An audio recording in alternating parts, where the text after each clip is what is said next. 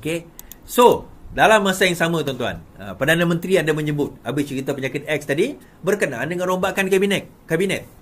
Kan berkenaan dengan rombakan kabinet.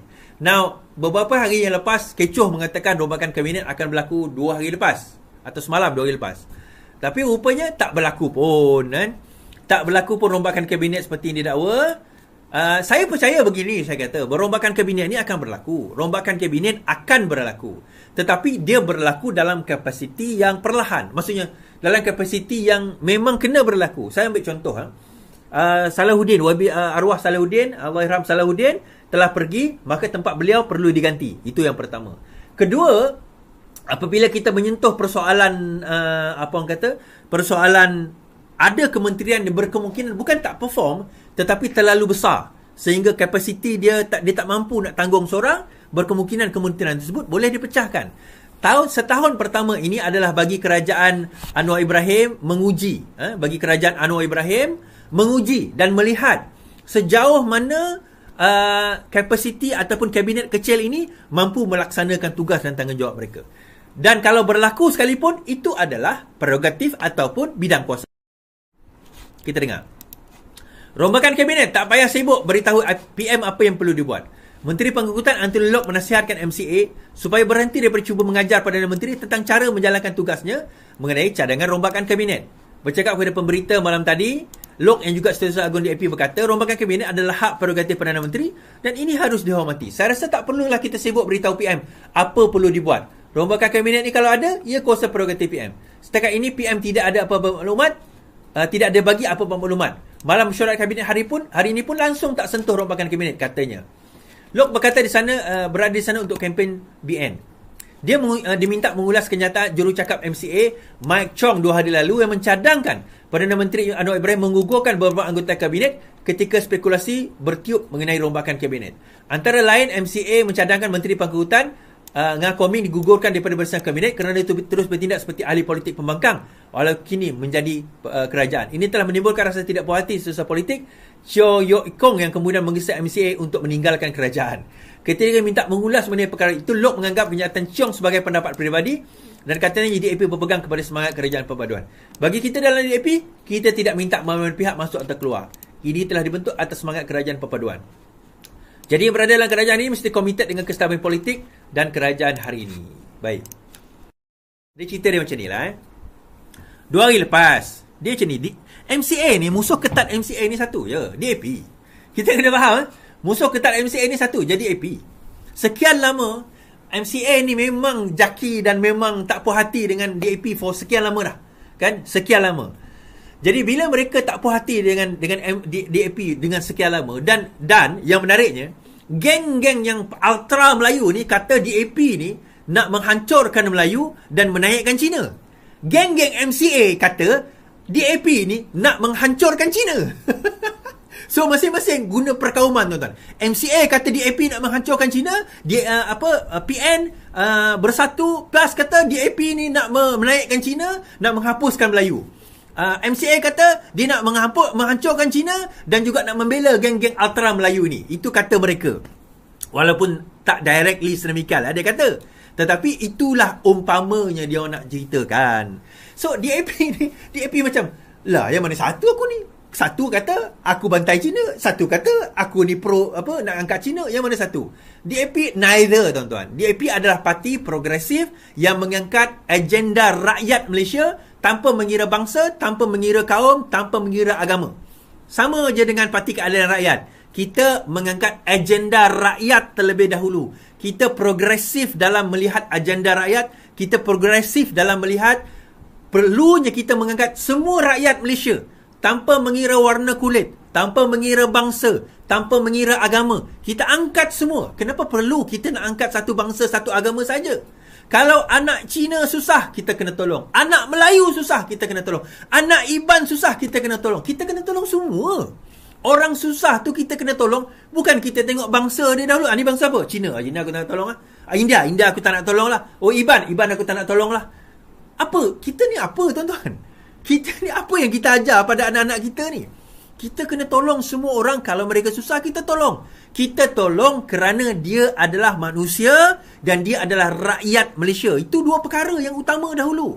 Kita kata, kita kena tolong bangsa kita dahulu is. Kalau resources, kalaulah sumber kita limited, mungkin. Tapi sumber kita ni terlalu banyak. Kita ada sumber yang banyak, tuan-tuan, untuk kita nak tolong rakyat kita. Yang menyebabkan sumber kita tu tak cukup adalah kerana rasuah, kerana salah guna kuasa, kerana ada sakau. Itu yang menyebabkan sumber tak cukup.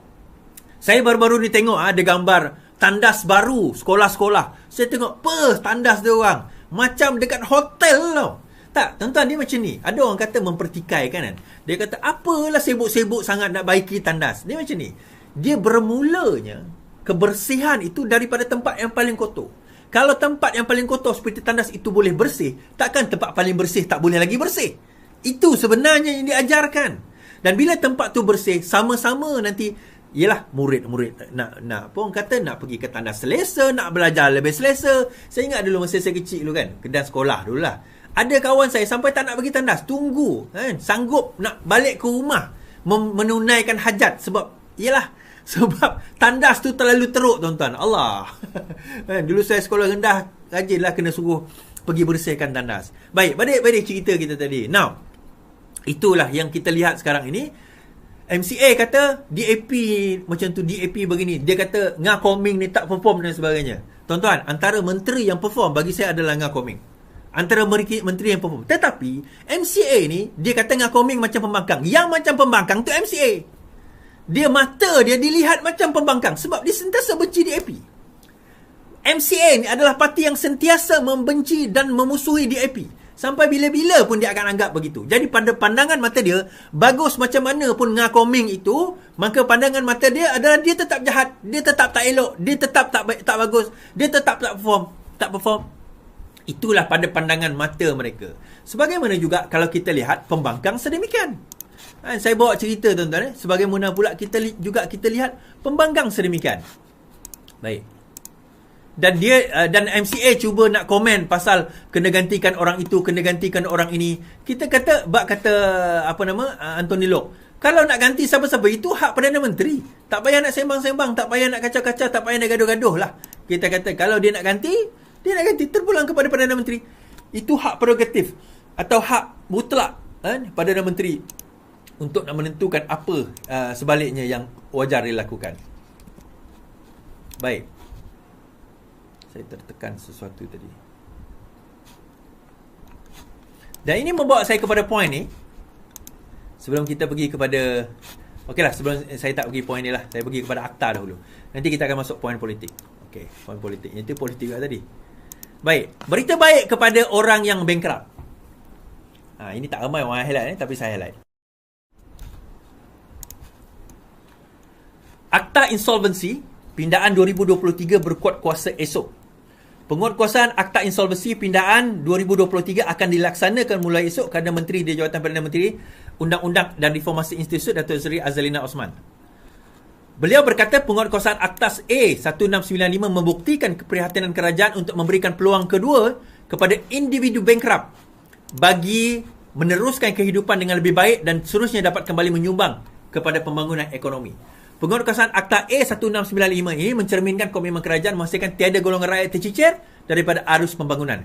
Pada 10 Mac yang lepas, Jemaah Menteri bersetuju dengan cadangan pindaan Akta Insolvensi 67 yang merupakan hasil daripada pelbagai sesi libat urus dengan pihak berkepentingan termasuk Jabatan Peguam Negara, Ketua Pendaftar Mahkamah Persekutuan, Kementerian Keuangan, Bank Negara Malaysia, Lembaga Hasil Dalam Negeri, Kumpulan Wang Simpanan Pekerja, Agensi Kaunseling Pengurusan Kredit serta Persatuan Bank-Bank dalam Malaysia.